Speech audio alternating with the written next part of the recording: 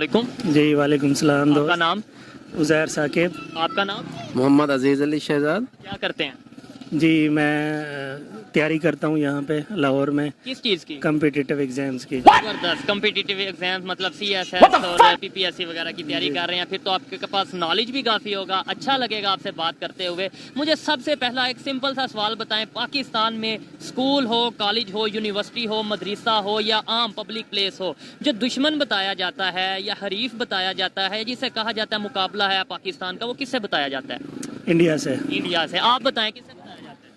जी definitely, वैसे तो different countries हैं, लेकिन जो एक्चुअली ज़्यादा जिसके साथ हमारी चप क्लश रहती है, ऐसे समझ लें कि वो ज़्यादातर इंडिया के साथ ही रहती है। अब इंडिया में एशिया की लार्जेस्ट हेलीकॉप्टर मैन्युफैक्चरिंग फैक्ट्री बन चुकी है। वहाँ पर वो अपने मतलब जो उनसे डिफेंस इक्विपमेंट्स हैं, हेलीकॉप्टर्स वगैरह हैं, वो बनाने जा रहे हैं। मुकाबला हम बच्चे बच्चे को बताते हैं इंडिया से है, वो जितनी तेज़ी से टेक्नोलॉजी में ग्रो कर रहे हैं, ये हम क्यों नहीं बताते? क्या कहना चाहेंगे इसके ऊपर कि वो हेलीकॉप्टर फैक्ट्री उन्होंने अपनी बना ली है और अपना डिफेंस के इक्विपमेंट्स ज़्यादातर अब वहाँ पर ही बनाएंगे? दोस्त सबसे पहले ये है कि यहाँ की जो आप हिस्ट्री देखें ना 47 के बाद से, हमारी सबसे पहले ये है कि अकाउंटेबिलिटी सिस्टम और पॉलिटिकल पार्टीज हमारा स्ट्रॉन्ग नहीं है। सबसे पहली बात ये है। आप देखिए 47 के बाद से आपका जो है ना कॉन्स्टिट्यूशन आपको 56 में आके बन रहा है पहला, ठीक है। 9 इयर्स आपने कॉन्स्टिट्यूशन में बनाने लग गए हैं, तो आप उनके हेलीकॉप्टर से मुकाबला कर रहे हैं, ठीक है। उसके बाद फिर आप देखें आपके 47 से लेकर 58 तक आपके कितने 8 से 9 प्राइम मिनिस्टर तब्दील हुए हैं। एक साल एक बैठ रहा है, फिर दूसरे साल वो बैठ रहा है, फिर मिसाल है। फिर 58 में आप आ जाएं तो माशाल्लाह लग गया अयूब साहब का। तो सिविल मिलिट्री रिलेशंस जो थे ना वो काफी ज्यादा खराब हुए। फिर 56 तक बात करें हम, इस्लामिक रिपब्लिक नहीं थे, जी इस्लामिक रिपब्लिक मुसलमान भी समझ लें कि आप देखें ना 1935 का एक्ट चला रहे हैं, स्टिल भी चला रहे हैं।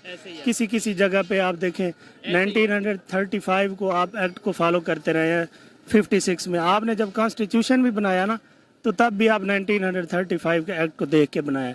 तो आपके पास इतनी एबिलिटी होती, ठीक है। आपने कितनी कमेटियां बनाई हैं कॉन्स्टिट्यूशन को देखने? 3 कमेटियां बनी, एक पसंद नहीं आ रहा था, फिर तो चेंज कर लिया। नहीं तो फिर जो मुकाबला हमें बताया जाता है, तो वो मुकाबला बनता है या नहीं बनता? वो टेक्नोलॉजी में कितना आगे जा रहे हैं, IT में कितना मुकाबला तब बनेगा जब आपके पास ट्रू मीनिंग में विल पावर्स होनी चाहिए, और सबसे पहले आपके पास पैसा भी होना चाहिए। पैसा तब होगा, ठीक है, जब आप करप्शन नहीं करेंगे, अकाउंटेबिलिटी का निजाम होगा। तो आपको क्या लगता है इंडिया में करप्शन नहीं होती? डेफिनेटली होती है, लेकिन उनकी जो हमारी डिवीजन हुई है ना उनके साथ लॉर्ड माउंटबेटन ने जैसे की है हमारी डिवीजन के हिसाब से हमारे पास इंडस्ट्री भाईजान सिर्फ 53 इंडस्ट्री आई है हमारे पास। जब आप ये 1947 की बात कर रहे हैं, जबकि 534 उनके पास इंडस्ट्री चली गई है, तो आपके पास सिर्फ 53 आई है। तो आपने क्या करना है मुकाबला उनसे? मुझे हमारे साथ नाइंसाफी तो हुई है, माउंटबेटन साहब ने की है। नाइंसाफी हो गई तो फिर लेट्स सपोज आपकी बात मान लेता हूँ, एक तो उनका रकबा ज्यादा था, उनकी आबादी ज्यादा थी, और रेवेन्यू भी उतना जनरेट हो रहा है ना उनका। फिर देखे ना उस हिसाब से आपने डिवीजन की जो बात की, उस हिसाब से जो चीजें मिलनी थी, लेट्स सपोज ज्यादती हो गई, फिर हम 5, 7, 10, 15, 20 साल तक कैसे उनके साथ मुकाबला करते रहे? हमारी अगर करेंसी उनके बराबर रही, इवन किसी टाइम पे उनसे थोड़ी ऊपर भी रही, तो फिर इसका मतलब बाद में जो हम डाउन गए हैं उसके अंदर हम ब्लेम वही 1947 का करेंगे? नहीं, ब्लेम की बात नहीं है। फिर आपकी जो पार्टीज आई है ना, लीडरशिप, वो क्राइसिस स्टार्ट हुआ, ये आप देखें शुरू पे सारे हुए ना। वो तो एक लिंक करना है ना, आपको समझाने के लिए लिंक किया, तो फिर आपको समझाया, आपको समझ आई है। इस तरह से मेरा कहना। फिर आपने वॉर्स लड़ी है, 1971 की आप वॉर्स देखे, फिर ईस्ट पाकिस्तान आपको मक्ती बाहिनी मूवमेंट जब चली, तो फिर आप वहां से आपके जो जितने पॉलिटिकल पार्टीज थी, सिर्फ एक प्राइम मिनिस्टरशिप की वजह से आप उनसे लड़ पड़े। शॉर्टली बस ये बता दें, वैसे तो ये भी कहा जाता है कि जब पार्टीशन हुई थी तो हमें हमारे हिस्से के पैसे भी नहीं दिए कि इंडिया वालों की तरफ है हमारे पैसे, ये हमें हमारी बुक्स में बताया जाता है। आपको लगता है ये रियलिटी है?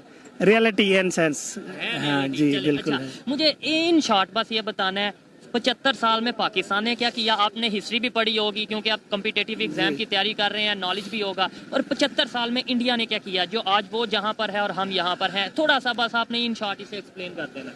इन शॉर्ट में ये कहना चाहूँगा कि वहाँ की जो मिलिट्री है वो डेमोक्रेसी में उनका रोल बहुत कम रहा है। वो एक सेपरेट इदारा है, सेपरेशन ऑफ पावर्स वहाँ पे ज़्यादा जो है ना चल रही है, ठीक है।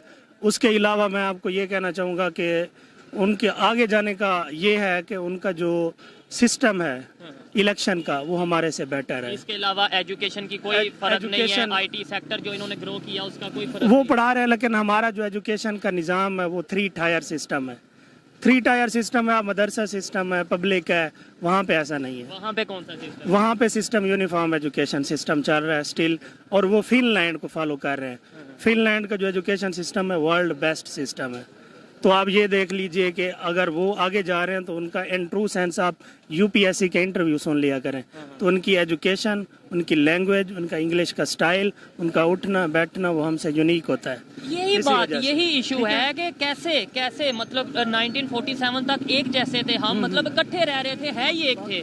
پھر کمپیٹیٹیو ایگزام کی میں آپ کی طرف آتا ہوں, کمپیٹیٹیو ایگزام بھی ایک جیسے تھے. اب ان کا یو پی ایس سی وغیرہ ہے یا اس طریقے سے ہے, اور ہمارے یہاں پہ سی ایس ایس وغیرہ ہے. آپ نے بولا کہ ان کا یو پی ایس سی کے جو انٹرویوز ہیں ہمارے سے کئی لیول بہتر ہیں. کیسے بہتر ہو گئے؟ آپ جیسے ہی لوگ ہیں جو وہاں پہ کمپیٹیٹیو ایگزام کی تیاری کر رہے ہیں. اور آپ ان سینس ہرگز یہ نہ سمجھیے گا کہ میں انڈیا کو سپورٹ کر رہا ہوں, ایسا نہیں ہے. دیکھیں یہ فرینکلی پالیسیز ہیں, میں ان کو ڈسکرائب کر رہا ہوں, کریں گے تو ہی شاید بہتری کی طرف بالکل پالیسیز کو میں جو ہے نا سپورٹ کر رہا ہوں. ان کو جی کنسٹرکٹیو, یہ کرٹیسزم اس لیے کر رہا ہوں کہ ہم جب بھی کرتے ہیں نا, ان سینس آپ گارڈ سے لے کر اوپر تک چلے جائیں, وہ آپ کو یہی کہتے ہیں کہ یہ ہر ڈپارٹمنٹ کرپٹ ہے. آپ کی جوڈیشری آ رہی ہے 139, اس پہ آپ کا پولیس, جی پولیس کا آپ دیکھ لیں وہ نمبر 1 ہے, ٹھیک ہے. اس کے علاوہ آپ باقی جتنے بھی ڈپارٹمنٹ, ریونیو کا دیکھ لیں آپ, ٹھیک ہے, پٹوار سسٹم دیکھ لیں, وہی آپ اس کو پھر دوبارہ ٹریڈیشنل کلچر کو آپ پروموٹ کری جا رہے ہیں. آپ ٹیکنالوجی ماڈرن نہیں ہو رہے.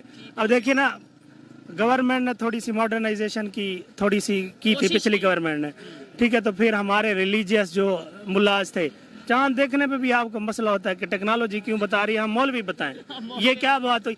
اب چاند دیکھنے عید کا تو ڈیسائیڈ ہو جاتا ہے نا, 2 سال پہلے ہی ڈیسائیڈ ہو جاتا ہے, اس دن آئے گا. تو آپ کی جو ریلیجیس باڈیز ہیں, آپ ان کو 25-25 لاکھ دیتے ہیں, تو وہی ریونیو صرف چاند دیکھنے کا. تو آپ ان کو وہ بھی افسوس کے ساتھ 2-3 علاقوں میں مفت, مطلب پشاور میں چاند کوئی ایسے ہی ایک دن پہلے نظر آ جاتا ہے, یہاں پہ اسی لیے ختم. Bye bye, tata, goodbye, گیا.